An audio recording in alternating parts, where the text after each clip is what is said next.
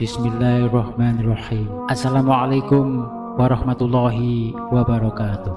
Alhamdulillahirabbil alamin wa bihi nasta'inu ala umuri dunya waddin. Assalatu wassalamu asrofil mursalin wa ala alihi wa sahbihi ajmain, amma ba'du. Asyhadu an la ilaha illallah wahdahu la syarikalah al-malikul haqqul mubin wa asyhadu anna Muhammadan abduhu wa rasuluh shadiqul wa'dul amin. Allahumma sholli ala Muhammad wa ala ali Muhammad kama sholaita ala Ibrahim wa ala ali Ibrahim wa barik ala Muhammad wa ala ali Muhammad kama barakta ala Ibrahim wa ala ali Ibrahim innaka hamidum majid. Fa ya ibadallah, usikum bitaqwallahi wa ta'atihi la'alakum tuflihun. Qala Allah ta'ala fil Qur'anil Karim, a'udzu billahi minasyaitonir rajim. Ya ayyuhalladzina amanu taqullaha haqqa tuqatih wa la tamutunna illa wa antum muslimun. Jamaah Jumat yang dimuliakan Allah Subhanahu wa taala.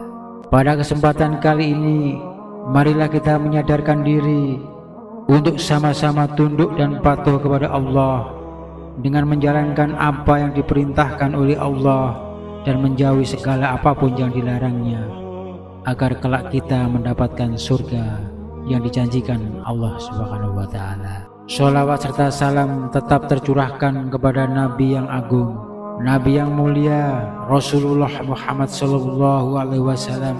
Mudah-mudahan kita semua senantiasa mendapatkan syafaat dan kita terus memohon agar Allah memberikan kesempatan untuk berziarah ke makam Rasulullah sallallahu alaihi wasallam. Jamaah Jumat yang dirahmati Allah, suatu ketika Rasulullah sallallahu alaihi wasallam didatangi oleh seorang sahabat. Dalam sebuah hadis dia mengatakan, "Wahai Rasulullah, nasihati diriku dengan nasihat yang ringkas, ajari diriku dengan pelajaran yang sangat ringkas." Lalu Rasulullah sallallahu alaihi wasallam berkata, "Jika engkau sholat, sholatlah seperti orang yang pergi jauh dan tak akan kembali lagi." Jamaah Jumat yang dirahmati Allah Subhanahu wa taala. Pelajaran yang pertama atau nasihat yang disampaikan Rasulullah Shallallahu Alaihi Wasallam itu berarti kita semua bisa menjaga kualitas ibadah sholat kita, agar jangan sampai sholat kita itu asal sholat atau hanya sekedar menggugurkan kewajiban saja, melainkan sholat yang benar-benar dalam bimbingan dan ridho kepada Allah Subhanahu wa taala, serta sesuai sunnah yang diajarkan dan dicontohkan oleh Rasulullah Shallallahu Alaihi Wasallam dan para sahabat. Atau lihatlah hari ini, kalau kita melihat banyak di tengah-tengah masyarakat kita kurang memperhatikan kaifiah sholat, terutama di awal sebelum melakukan sholat. Contohnya saat berwudu saja, masih banyak di antara kita yang berwudu asal basah, berwudu asal kena air. Coba perhatikan bagaimana seharusnya kita membasuh tangan, bagaimana seharusnya kita istinsak, bagaimana seharusnya kita membasuh wajah, bagaimana seharusnya kita melakukan hal-hal yang sudah dicontohkan oleh Rasulullah SAW ketika berwudu dan diajarkan oleh para ulama-ulama yang soleh. Jamaah Jumat yang dirahmati Allah Subhanahu wa taala, kalau kita melaksanakan sholat dengan baik, maka insya Allah perilaku kita juga akan baik. Kalau kita benar-benar menjaga kualitas sholat kita, pasti Allah akan membimbing kita dalam ketaatan itu, dan Allah Subhanahu wa taala akan menjaga ketaatan itu pula. Lalu kemudian nasihat yang kedua yang disampaikan Rasulullah Shallallahu alaihi wasallam, janganlah engkau bicara yang dengan bicaramu itu esok pagi engkau akan meminta maaf. Artinya apa? Rasulullah Shallallahu alaihi wasallam jelas mengingatkan kepada kita agar kita mau menjaga lisan kita. Selamatnya seseorang tergantung bagaimana menjaga lisannya. Hari ini banyak orang yang tergelincir dengan lisannya, bahkan bukan orang biasa. Bisa jadi orang yang kita kenal sebagai ulama, orang yang kita kenal sebagai ustadz, orang yang kita kenal sebagai cendekiawan, bisa tergelincir kalau tidak pandai menjaga lisannya dalam berbicara. Maka Allah Subhanahu wa taala dalam surat Al-Ahzab ayat 70, 71 berfirman, A'udzubillahi minasyaitonirrajim. Ya ayyuhalladzina amanu taqullaha wa qulu qawlan sadida. Wahai orang-orang yang beriman, bertakwalah kamu kepada Allah dan ucapkanlah perkataan yang benar. Yuslih lakum a'malakum wa yaghfir lakum dzunubakum. Niscaya Allah akan memperbaiki amal-amalmu dan mengampuni dosa-dosamu. Wa may yuti'illah wa rasulahu faqad faza fawzan azima. Dan barang siapa menaati Allah dan Rasulnya, maka sungguh dia menang dengan kemenangan yang agung. Jamaah Jumat yang dirahmati Allah Subhanahu wa taala,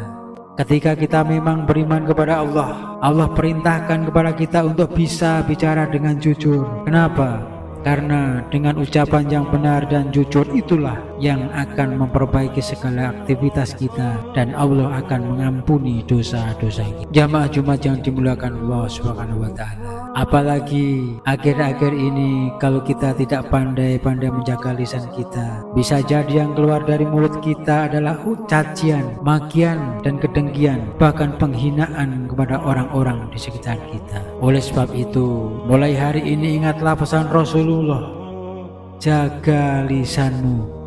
Jadi kita harus mau menjaga lisan kita agar kita tidak terjerumus dan terjebak dalam kubangan dosa. Apalagi kalau mulut kita menghina seorang ulama, apalagi kalau mulut kita menghina seorang kiai, apalagi kalau mulut kita menghina orang-orang yang soleh. Ini yang harus kita hindari. Jangankan kepada ulama, saudara-saudara, kepada keluarga kita pun harus pandai menjaga lisan kita, terutama kepada orang tua kita, kepada istri kita, kepada anak-anak kita, bahkan kepada sahabat-sahabat kita dan tetangga-tetangga kita. Kita harus bisa menjaga lisan kita agar mereka tidak tersakiti terhadap apa yang keluar dari mulut kita. Maka Rasulullah SAW mengingatkan kepada kita agar kita mampu menjaga lisan kita, agar jangan sampai ketika berucap esok hari justru kita yang meminta maaf. Na'udzubillah. Lalu pesan Rasulullah yang ketiga, bertekadlah untuk tidak mengharapkan apa yang dimiliki manusia atau orang lain. Ketika orang lain memiliki sesuatu yang berhubungan dengan urusan dunia, biarkan mereka yang memiliki. Dan kalau kita selalu iri dengan urusan dunia, bersiap-siaplah kita akan sengsara di dunia ini bahkan di akhirat.